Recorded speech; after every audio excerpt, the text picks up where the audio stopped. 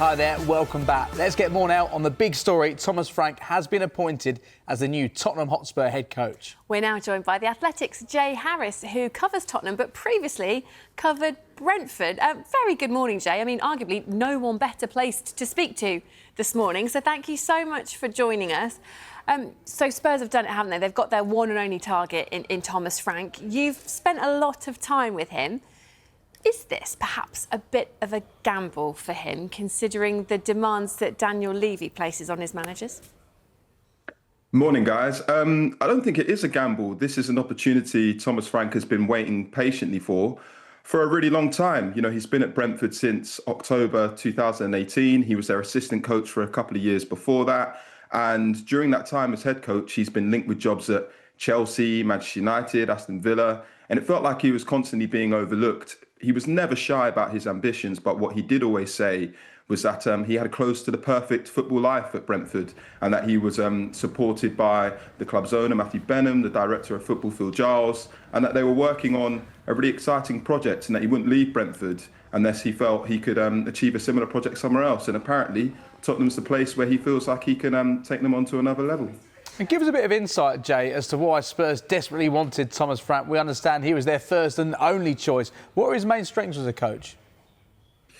I think one of the big differences between Thomas Frank and Ange Postecoglou, the man who'll be succeeding, is his tactical flexibility. You look at when Brentford were playing in the Championship and when they got promoted, they're one of the most exciting teams in the division. They had Ollie Watkins, Ben Rama, Brian Mbeumo up front, and it was a joy to watch. And then when they got promoted to the Premier League, they became a bit more pragmatic. They switched to a 3-5-2. You had David Raya pumping the ball long for Ivan Toney, and they finished ninth using those tactics in their second year. And then you look at the evolution this season. Wissa and Mbeumo, Kevin Schade up front. They've all reached double figures in the league for goals. They finished in the top half again. So I think that's definitely appealing. And, you know, I've just mentioned all these different names: Wissa and Mbeumo, Watkins, Toney, Raya. These are all players who joined Brentford when they were under the age of 23. They were good, but they weren't great. And I think it's fair to say they've all evolved into superstars under Thomas Frank's watch.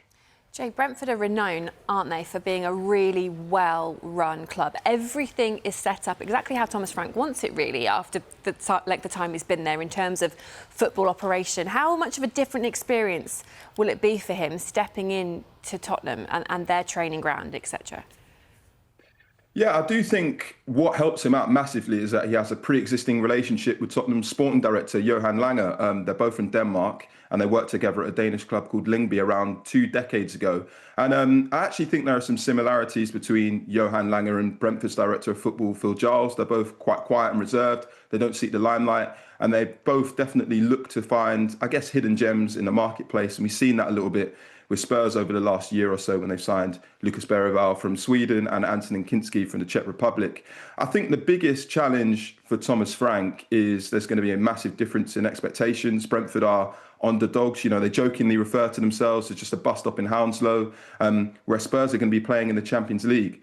Brentford played around 43 games in all competitions last season. For Spurs, it was 60. So instantly, Thomas Frank, who's never managed in European competition before, has to get used to the grind of playing multiple games a week, the challenges of the Champions League, and just if things couldn't get any harder, his first competitive game in charge will be the UEFA Super Cup against PSG. And just looking at Brentford for a moment, Jay, Frank spent 7 years at Brentford, turning them from a Championship side to a well-established Premier League club. How do they go about replacing him? Because since Brentford have been in the top flight, they've survived, but they've thrived. There's not been any danger of going down. But surely Brentford fans will be fearing for this season. I think this is probably one of the biggest decisions the club's ownership and senior figures have had during their time in charge, because, like you said, Thomas Frank's been there for 7 years, but he was the assistant to Dean Smith for 2 years. That succession plan had been laid out. So really, this is the first time they've had to conduct a proper managerial search in nearly a decade. And I think they would have considered Justin Cochrane, who was Thomas Frank's assistant, as one of the potential replacements, but Justin Cochrane is following Thomas Frank to Spurs. So it's going to be really tricky for them. What Thomas Frank was crucial to at Brentford was instilling a really positive culture. And so I think that's what Brentford will be keeping an eye on. Not just someone who's very good on the pitch, but someone who off the pitch is warm and friendly, contributes to that really cultivating environment that Brentford have. But it's going to be really intriguing. We've obviously seen a few names thrown around, like Kieran McKenna. I know that Brentford have liked him previously in the past. Just have to wait and see what they do. But I mean, for lots of young coaches looking at potential jobs this summer, I think Brentford would be a great opportunity for them. So I don't think there'll be a lack of interest in the role. Yeah, it's a really intriguing opening, isn't it, in Brentford? In terms of Thomas Frank's insistence, really, on taking his or many of his backroom staff with him, why was that so important to him? Do you know? Yeah, of course.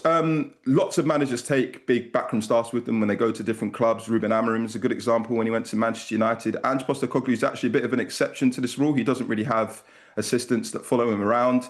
And if you want proof of why it was important, Thomas Frank took Justin Cochrane.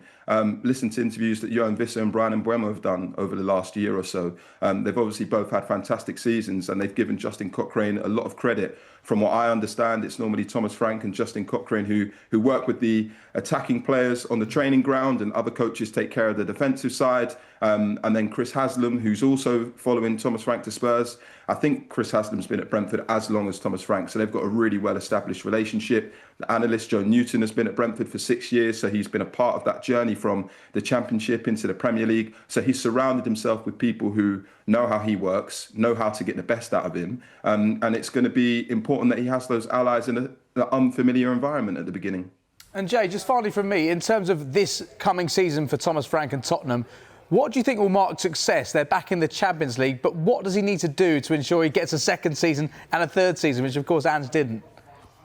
This is actually, I think, a bit of an impossible question to answer, because this is a really difficult job, because Thomas Frank will always be the manager who succeeded Ange Postecoglou, and Tottenham fans still feel really conflicted about that. There are lots of them who were more than happy for Postecoglou to go before the Europa League final, who completely changed their minds afterwards. We've seen some of the comments from the players since Postecoglou's left. You know, Christian Romero put out quite a nice complimentary statement towards Postecoglou last night.